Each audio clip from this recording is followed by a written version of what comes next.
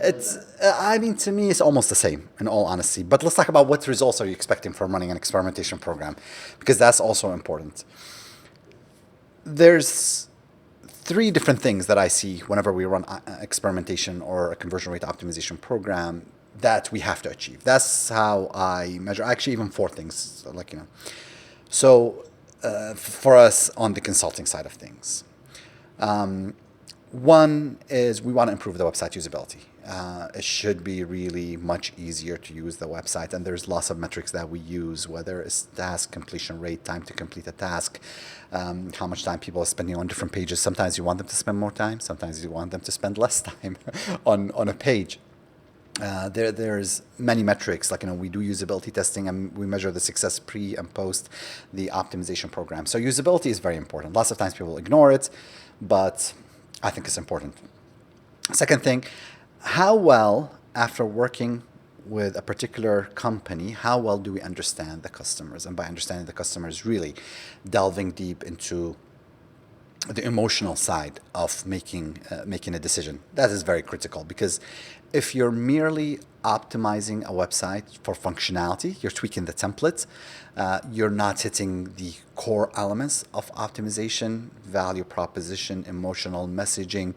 How do you, and I guess this goes back to value proposition, how do you stand out from your competitors? How do people love you and love your website and love your product?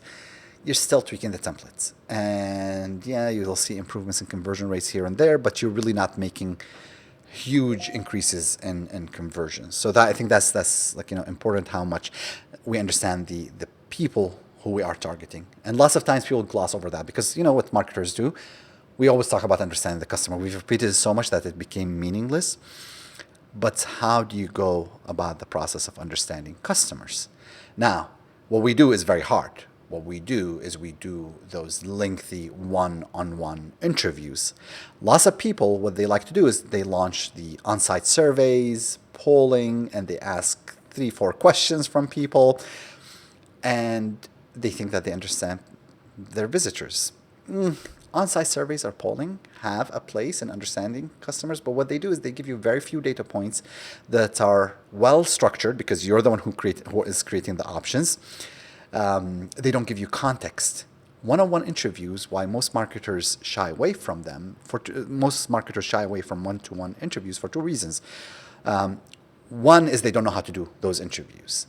And they are not easy. It's an art. It takes us almost six months at a minimum to train somebody to be able to do those one-on-one interviews, and it takes them another 6 to 12 months of conducting one-on-one interviews to really start drilling deep and making sure that the person that you're interviewing is very comfortable, getting them to open up.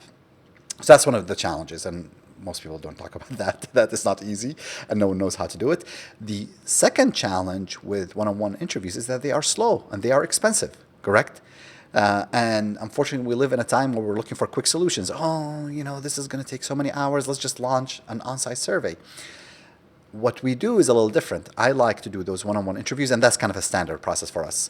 Within the first couple of months, whenever we're working with a company with a new team, we're doing lots of one-on-one interviews. We take insights from those one-on-one interviews, and then we launch our on-site surveys to validate them. So that's kind of it's kind of a one-punch, two-punch approach to doing those insights. But I'm going back. See, I digressed completely from your questions. What kind of results? So better usability, understanding customers better. Third one is more conversions.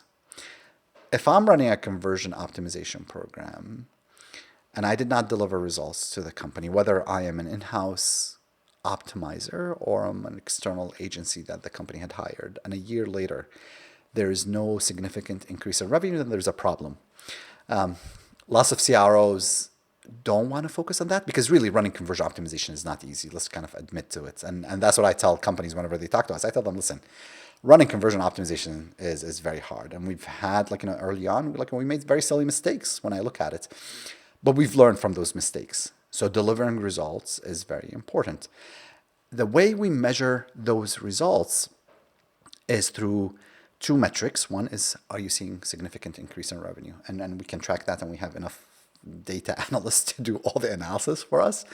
And how's your RPV? How much is your revenue per visitor? Are we increasing? Are we decreasing? How are we doing? Conversion rate goes up and down. It's a difficult metric to track. And there's many things that we do to keep track of the original site conversion rate versus the current site. So there's some tricks that we do.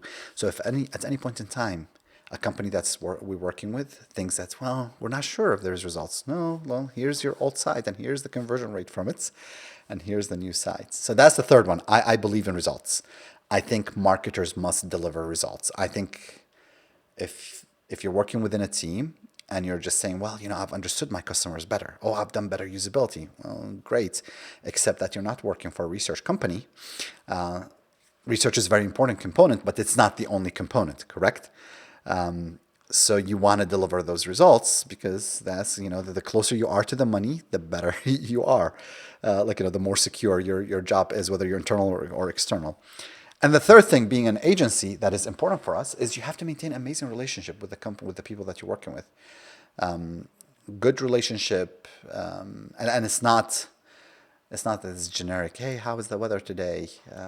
Hey, I tell people, probably besides the weatherman, no one is really interested in the weather today.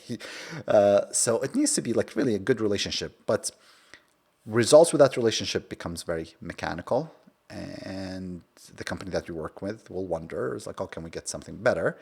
Relationship without results is oh, I love chatting with Simba and Khalid, but those guys are expensive. We don't want to continue paying for them.